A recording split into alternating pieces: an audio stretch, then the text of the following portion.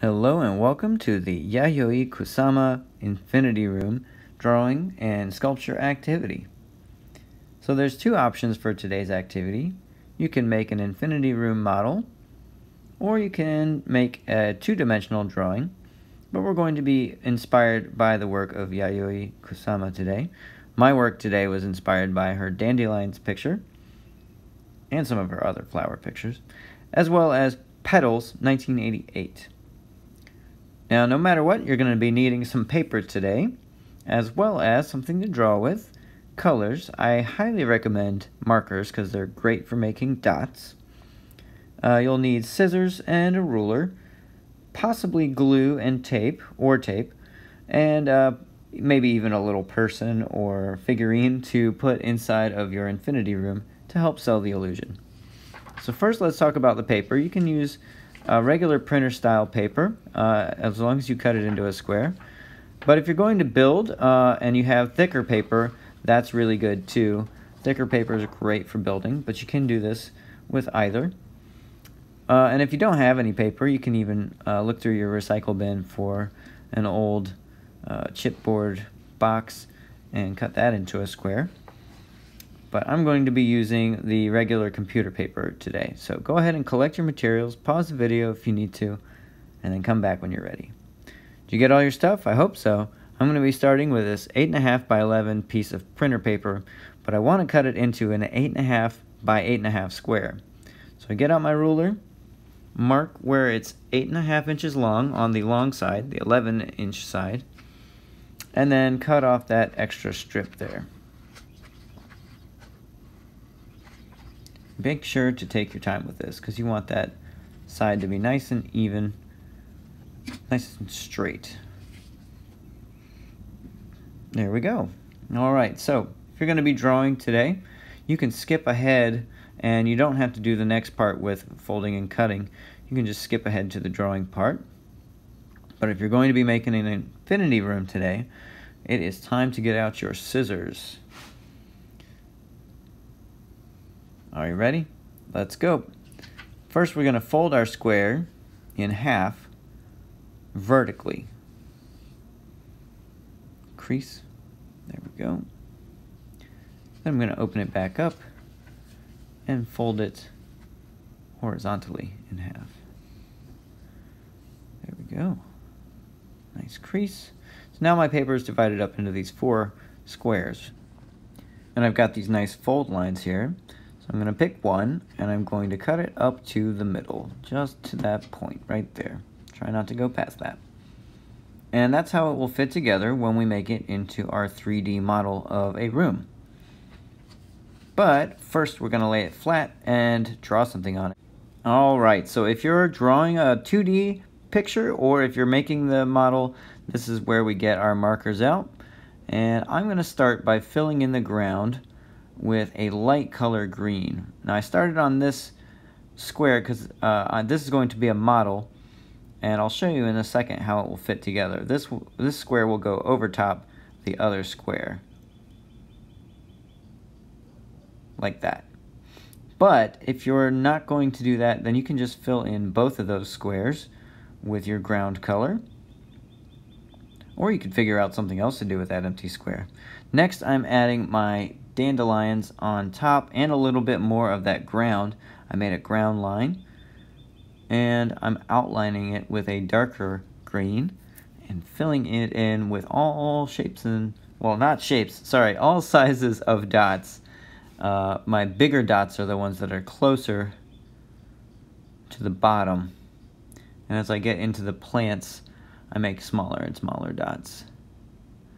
Next, I'm going to add my blossoms with a very light color. I used a highlighter, in fact. Then I come back over it with a darker yellow, then an orange. Bigger dots first, and then I fill in the space between those with smaller dots. Do some outlining.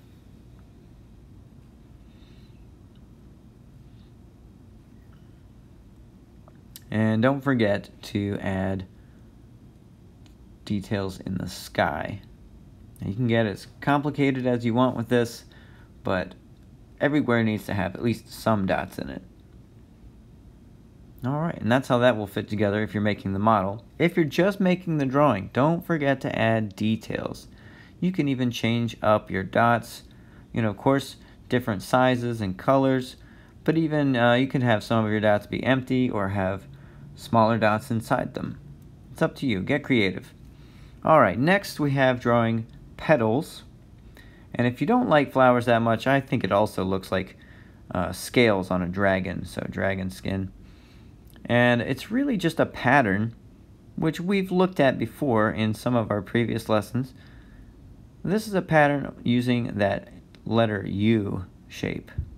Just a curvy line or a U, again and again. And I'll slow it down here for a minute. First I'm making the letter U, and then I'll be adding some lines inside. But first let's finish out this U pattern. And I'm going diagonally across my paper. I started in the top left corner, and I'm going to end in the bottom right corner. Try to make your shapes beautiful however you can. Try to take your time with this.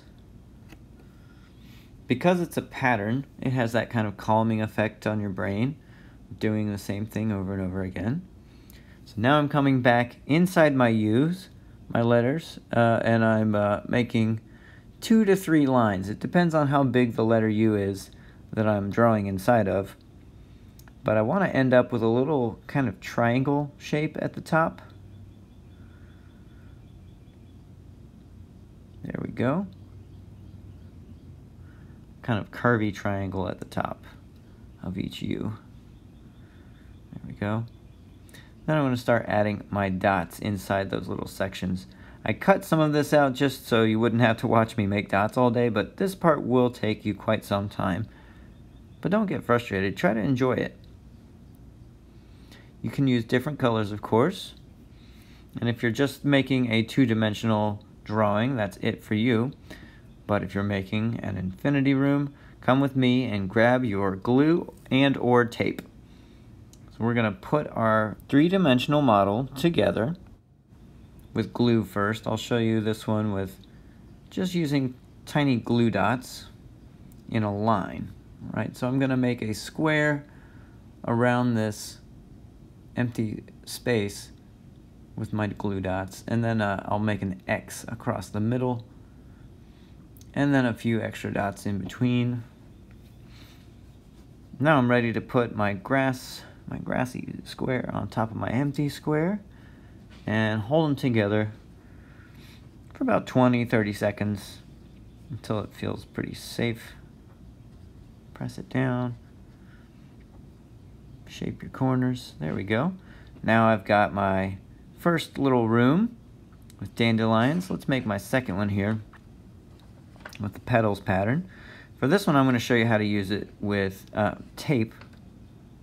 How to do it with tape, excuse me. How to make this with tape. And pull off a little piece, stick it on your finger, and hold it together and tape 2 of your sides together on the back. There we go. Now you've got a nice little 3-planed room. But if you want to kick it up a notch, I actually made another page with this pattern up in the top right corner. You don't actually have to make a whole separate sheet of the pattern. You can just do one corner of it. But it's good to go a little bit past that just so you won't have any white space showing. So I followed the same steps as before, taping it on the back, and now I fit it together with my first one. I've got an extra wall here. So I've got a nice little infinity room going. Now it's time to get out your camera or your tablet device from school, and you can start taking some close-up photos. Maybe you can put a little figurine person in there to make it look like they're standing in a room.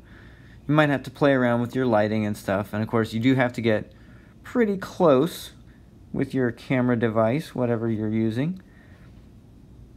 But definitely putting something in there will help it look more like a little room. You just use whatever you have. I made a guy out of a toilet paper roll here, paper tube. But whatever you end up with, whether it's a two-dimensional drawing